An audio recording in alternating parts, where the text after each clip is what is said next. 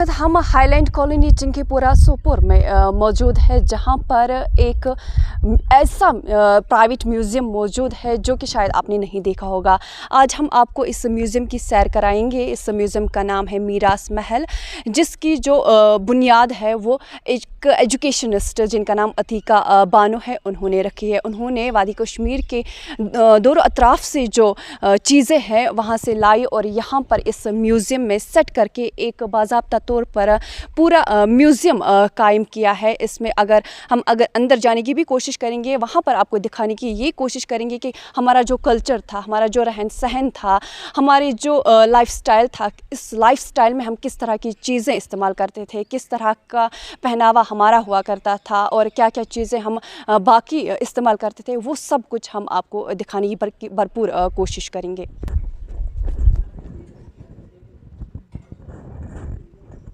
यहाँ पर आप देख सकते हैं बाज़ाब्ता तौर पर अतीका बानो जो है उनकी लाइफ के बारे में पूरी डिटेल यहाँ पर दी गई है कि कहाँ कब इनकी पैदाइश हुई है और उनकी वफ़ात कब हुई है।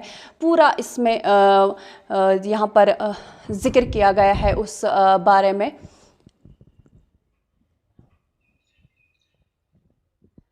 इन्होंने वादी के दूर अतराफ़ से ये जो चीज़ें लाई है और इस म्यूज़ियम में उन्होंने रखा है ताकि हमारी जो जनरेशन से आने वाली नस्ल है उनको ये दिखा सके कि हमारा जो कल्चर था वो किस तरह का था।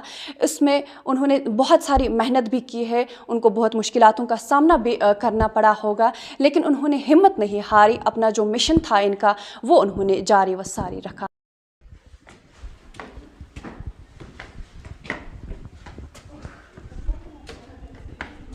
कश्मीर की जो सकाफ़त है, हम जो ज़बान बोलते हैं, हमारा जो रहन सहन हुआ करता था और हमारी जो पुरानी रवायात है वो आज कहीं ना कहीं हम खो चुके हैं।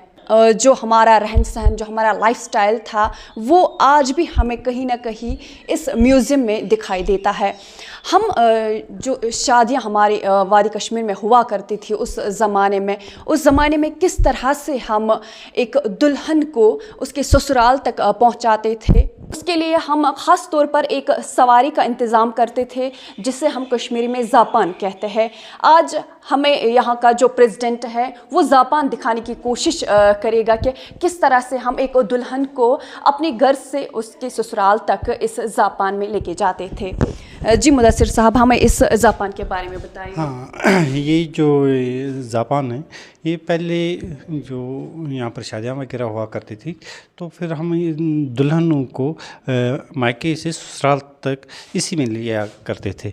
इसमें ये अंदर देखिए छोटा सा बना हुआ होता था, इसमें दुल्हन को बिठाते थे और 4 लोग आते थे, वो इसमें कंधा देकर उनको अपने मायके से ससुराल तक ले जाते थे। उस वक्त सवारी ये जो ज़ापान है इसको 4 जो फर्द थे वो अपने शानों पे उठाकर उसको लेके जाते थे। हाँ, वो अपने को इसमें डंडे 2 लगते हैं। हाँ। 2 आदमी पीछे बैठते थे, 2 आगे बैठते थे, फिर इसको उठाते थे और फिर ले जाते थे। जो मॉडिफिकेशन आई तो तरह तरह के ज़ापान हमें देखने को मिले। दिन ब दिन उन्होंने भी उस वक्त जो हमारे ये कारीगर लोग हुआ करते थे उन्होंने भी इसमें बहुत सी मॉडिफिकेशंस की। तो पहले तो ये ऐसे कंप्लीट लकड़ी का बना हुआ करता था, ये तो बहुत भारी भरकम हुआ करता था, वज़न इसका ज़्यादा बनता था। तो फिर उन्होंने तो आहिस्ता आहिस्ता करके इसको एक तो खूबसूरत बनाने की कोशिश की और वज़न कम करने की कोशिश की। तो फिर उन्होंने इसमें लाइटिंग का, तो जो पहले का ज़ापान हुआ करता था उसमें लाइटिंग का कोई अरेंजमेंट नहीं हुआ करता था। फिर उन्होंने आहिस्ता आहिस्ता इसमें शीशा वगैरह लगाने की कोशिश की, तो शीशे वगैरह लगा लिए। तो फिर वक्त होता गया तो फिर उन्होंने सोचा क्यों ना हम इससे खूबसूरत बनाई, क्योंकि जो दुल्हन होती है वो खुद भी उस वक्त उसके जो ड्रेस वगैरह होते हैं खूबसूरत होते हैं। तो उन्होंने ये सोच कर इसको भी खूबसूरत बनाने की कोशिश की। तो फिर ये जापान हुआ करता था, क्या ये लड़की वालों की तरफ से हुआ करता था या लड़के वालों की तरफ? नहीं, ये जो जापान एक्चुअली जापान एक गाँव में या 10 गाँव में एक हुआ करता था। अच्छा। तो ये या तो मस्जिद शरीफ में हुआ करता था या जो उस वक़्त का मुक़दम हुआ करता था तो एक गाँव का हुआ करता था, फिर एक गाँव से दूसरे गाँव में लिया करते थे। ये आम लोगों के पास नहीं हुआ करता था। तो फिर इसमें जैसे दुल्हन को इसमें जापान में बिठाते थे, जो दूल्हा हुआ करता था वो तो घोड़े पर जाता था या पैदल जाता था, तो दुल्हनों को इसमें लिया करते थे। फिर ऐसा ऐसा ये जो जब यहाँ पर ये कुंडे लगाए गए हाँ हैं, इसी ये में किस चीज़ हाँ इसी में वो वगैरह वो डंडे वगैरह लगाते थे, तो वो लकड़ का हुआ करता था।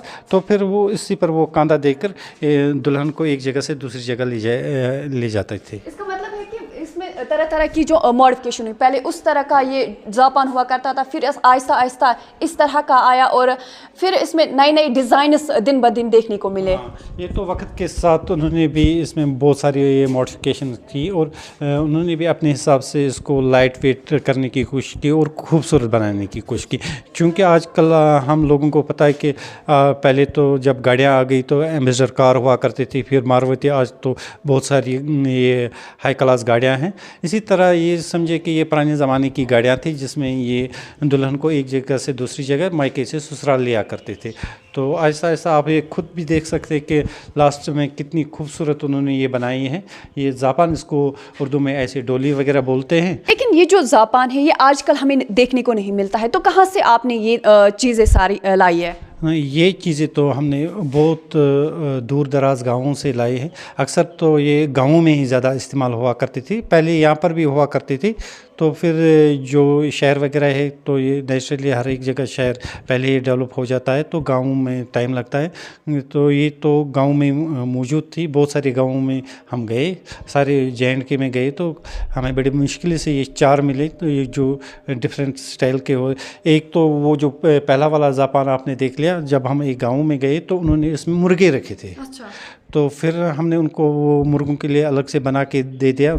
उन्होंने खुद बनाया तो हमने वो पैसा वगैरह दे दिया, तो उसके बदले में हमने ये लेके आए। क्योंकि इसका आजकल के ज़माने में मुझे लगता है कि मुर्गों के बगैर और कोई यूज़ ही नहीं था। तो पहले तो इस पर दुल्हन वगैरह आती थी, तो इसी तरीके से हम बहुत जगहों पर गए तो ये कलेक्शन खासकर मरहुमा जो इतिका बानो थी उन्होंने की है। ये मज़ीद भी जो बाकी कलेक्शन आपको यहाँ पर है वो भी देखने की कोशिश करेंगे कि और क्या क्या हमें यहाँ पर देखने को मिलेगा।